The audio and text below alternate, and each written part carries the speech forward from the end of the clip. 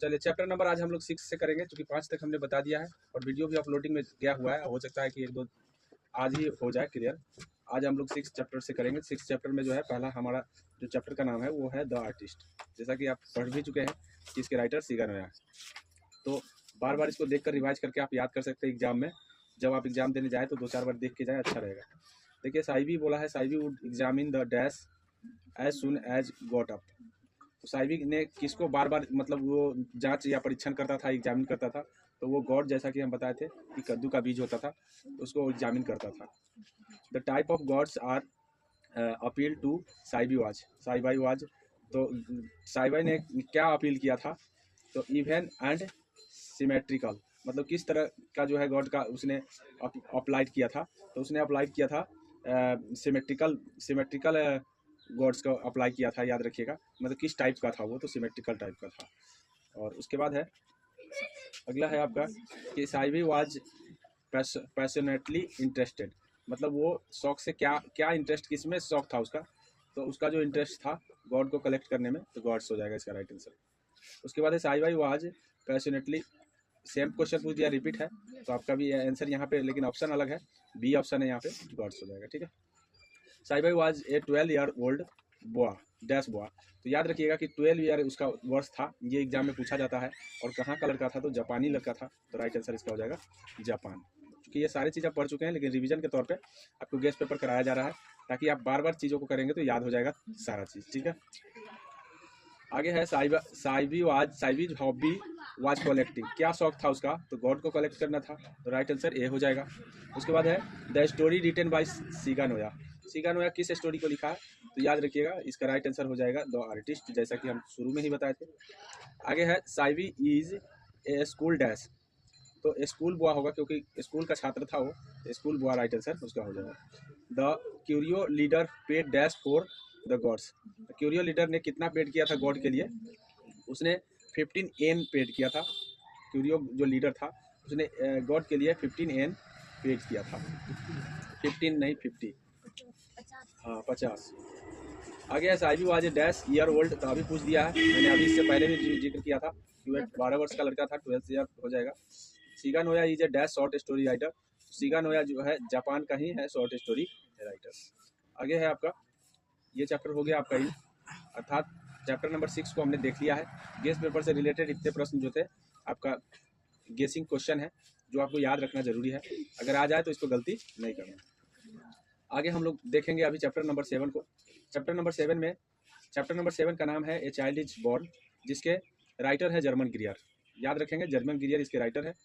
इसमें पहला प्रश्न पूछा गया है कि a woman has to observe various custom and ritual during.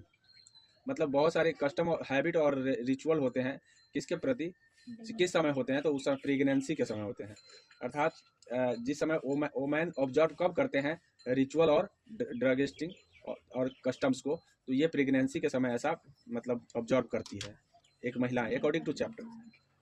आगे बोला है कि Germaine Greer wrote the piece. Germaine Greer किस चैप्टर को लिखा है? तो वो ए चाइल्ड इज बॉर्न को लिखा। The writer of the piece a child is born is. तो ज़्यादा कुछ इसमें मतलब गेसिंग नहीं किया गया है, कम ही पूछा जाता है, इसीलिए गेसिंग इसका 3 क्वेश्चन था जो आपको याद रखना है। इसका राइट आंसर जर्मन ग्रियर हो जाएगा।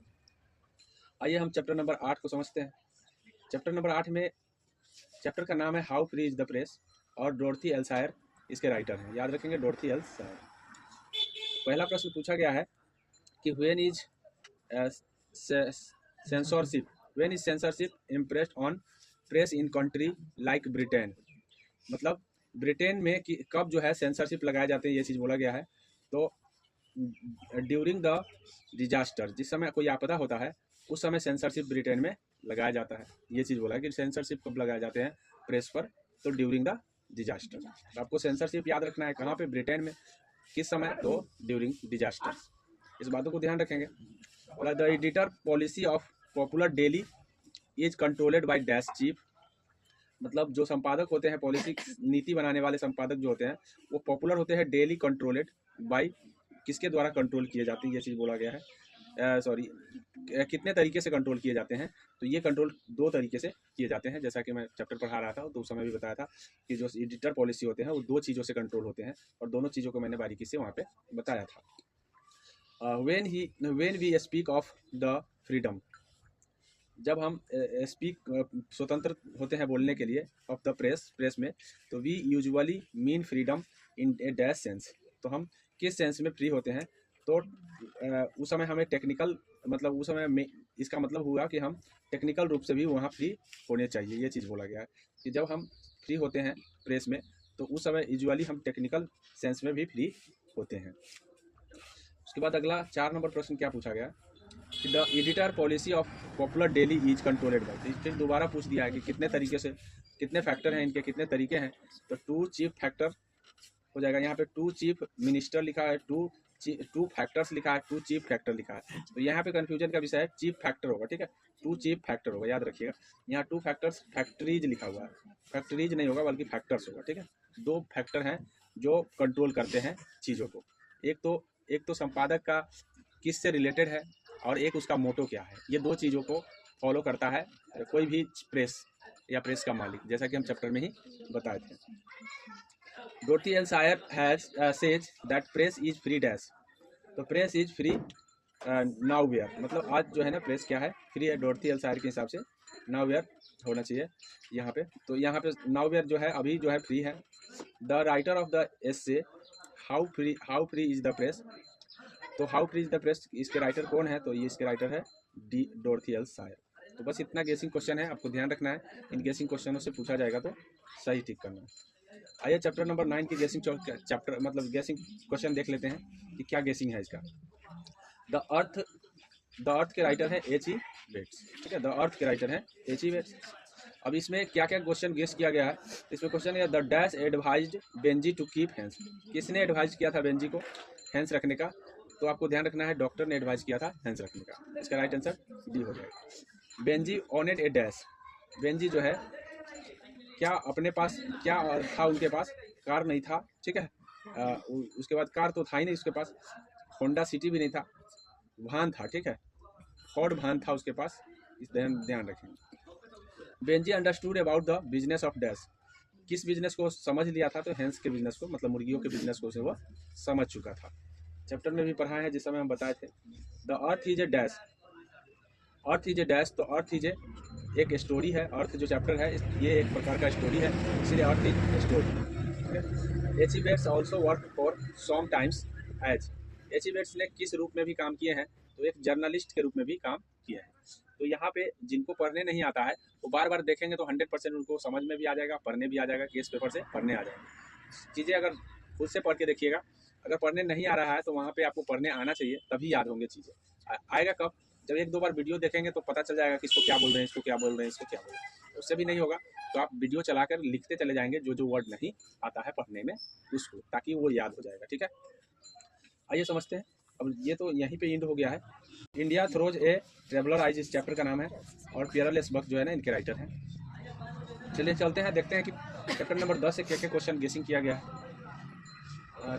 कम माई बिलॉव्ड इज रिटन बाय, तो ये जो है ये चीज़ कहाँ पे लिखा गया है, तो ये लाइन जो है लिखा गया है, आपको ध्यान रखना है कि इंडियाज मतलब ये किसके द्वारा लिखा गया, ये चीज़ तो पियरल एस बक के द्वारा लिखे गए हैं। चैप्टर का नाम होगा वही इंडिया थ्रो ट्रेवलर आइज होगा, ठीक है। तो पूछा दोनों चीज़ पूछा जा सकता है, ध्यान रखेंगे।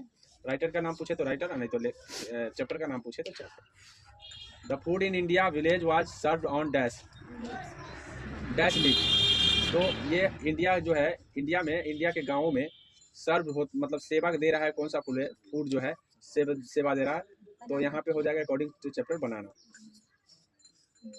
आगे हैं India was a part of the background of dash, तो background of Pearl S Buck, मतलब ये किसका पार्ट है, तो ये पियरल एस बक का पार्ट है। इस बातों को ध्यान रखेंगे। आगे है 4 नंबर बोला है कि India through a traveller eyes, किसने लिखा है, तो सिंपली अभी बता देंगे क्योंकि अभी चैप्टर ही हमने बताया कि पियरल एस बक का ये लिखा। Pearl S Buck was and dash writer, वो कैसे राइटर हैं, कहाँ के राइटर हैं, तो वो एक अमेरिकन राइटर है, याद रखेंगे वो अमेरिकन राइटर है। India had always been part of the background of my life. देखिए ये लाइन याद कर लीजिए, क्योंकि ये लाइन पूछा जाएगा कि कहाँ से लिया गया है। तो ये लाइन लिया गया है chapter India that help traveller eyes से, लेकिन इसके राइटर कौन है ये भी पूछा जाता है, तो फियरलेस बक इनके राइटर। लाइन को याद रखिए कि क्या बोला है कि India has always been part of dash of my life. तो वहाँ पर पूछा जा सकता है डैश ऑफ माई लाइफ, ये बात बैकग्राउंड ऑफ माई लाइफ पूछा जा सकता है, ये ध्यान रखेंगे, पूरा लाइन याद रखेंगे। आगे है who among the following task about India, किसने मतलब निम्नलिखित में से किसने टॉक किया है इंडिया के बारे में। तो इंडिया के बारे में टॉक करने वाला फियरलेस बक है। और Pearl S Buck came to India to see and listen to the young dash. तो यंग किन लोगों से, मतलब युवा किन लोगों से उन्होंने लिसन किया है। तो उन्होंने जो है ना इंटेलेक्चुअल, मतलब एक एक करके यंग युवा से एक एक करके, मतलब बुद्धिमानी से उन्होंने क्या किया है, सुना है सबको, ऐसा चैप्टर के अकॉर्डिंग बताया गया है, ध्यान रखें। Pearl S Buck had and dash family doctor, मतलब ये जो है कहाँ के फैमिली के डॉक्टर हैं। तो ये एक इंडियन फैमिली डॉक्टर हैं, याद रखेंगे। जुड़े हुए है तो अमेरिकन, लेकिन ये इंडियन फैमिली डॉक्टर से जुड़े हुए हैं, इस बातों को ध्यान रखेंगे। अब है लास्ट हमारा चैप्टर है ए मैरिज प्रपोजल, और इससे प्रोज भाग आपका खत्म हो जाएगा। और प्रोज भाग का जो भी आप वीडियो के जरिए जो भी बनाया गया है उसको बार बार गेसिंग क्वेश्चन को कर लीजिएगा। अगर मौका मिले तो हमने पूरा पीडीएफ दे दिया है पूरा चैप्टर का, एक बार रिवाइज कर लीजिएगा, नहीं तो कम से कम इतना तो क्लियर कर ही लीजिएगा। Lomov and dash are quarrelling for the ox meadows, कौन कौन जो है ना ऑक्स मिडोज के लिए लड़ रहे थे। तो आपको नतालिया और लोमोब जो है ना लड़ रहे थे, इस बातों को ध्यान रखेंगे। नतालिया और लोमोब जो है आपस में ऑक्स मिडोज के लिए। तो पूछा जा सकता है कि Lomov and Natalia are quarrelling for dash, ये डैश करके पूछा जा सकता है, तो वहाँ पे ऑक्स मिडोज हो जाएगा। ठीक है, तो ये दोनों बातें ध्यान रखने होते हैं हमें। जब देखिए जितना गेसिंग किया है तो जरूरी नहीं कि यही क्वेश्चन आएगा, क्वेश्चन थोड़ा सा घुमा सकता है, जैसे ऑक्स मिडोज ऑप्शन में आ जाएगा। तो ऐसे ध्यान रखेंगे कि जब हम कंसेप्ट करके जाएंगे तो क्वेश्चन किसी भी तरीके से पूछेगा, हम बना के ही आएंगे। ठीक है, और कितना क्वेश्चन, अच्छा 40 क्वेश्चन एभव होगा हमारे ख्याल से, जो आपका प्रोज और पोएट्री से आएगा ही आएगा। तो 40 अगर मान लीजिए नहीं बना पाए, 30 भी बना पाए, तब भी उधर हमें 20 ही हल करना है, तो उधर 20 आराम से हल कर सकते हैं। 50 क्वेश्चन ऑब्जेक्टिव होंगे। Marriage proposal is A dash, तो मैरिज प्रपोजल क्या है, एक प्रकार का कॉमेडी है। मैरिज प्रपोजल जो है एक प्रकार का कॉमेडी है। ठीक है, ट्रेजेडी तो है नहीं, दुखद तो बात है नहीं, सेटायर है नहीं, तो आपको ध्यान रखना है कि ये कॉमेडी है। मैरिज प्रपोजल वाज रिटर्न, किसने रिटर्न किया है। तो रिटर्न करने वाला एंटन चेखोव है, जैसा कि हम चैप्टर जिस समय पढ़ा रहे थे तो बताए थे, अभी भी ऊपर लिखा हुआ Anton Chekhov. Anton Chekhov begin his career by writing, उसने बिगेन किया था क्या लिख करके, अपनी कैरियर की शुरुआत उसने क्या चीज़ लिख करके किया था। तो कॉमिक स्केच जो है ना उसने लिख करके अपनी कैरियर की शुरुआत करा था। एंटन चेखोव रोट द पीस, किसको लिखा है। तो अभी मैरिज प्रपोजल उन्हीं का लिखा हुआ है, तो ये मैरिज प्रपोजल यहाँ पे हो जाएंगे। A marriage proposal is a short, ये क्या है, एक शॉर्ट स्टोरी है, ए शॉर्ट ड्रामा है, sorry. Lomov want to marry dash, किससे शादी करना चाहता था। तो सिंपली है, नतालिया से शादी करना चाहता। तो मैंने गेसिंग प्रोज करा दिया है, अब इसके आगे पोएट्री को कराया जाए।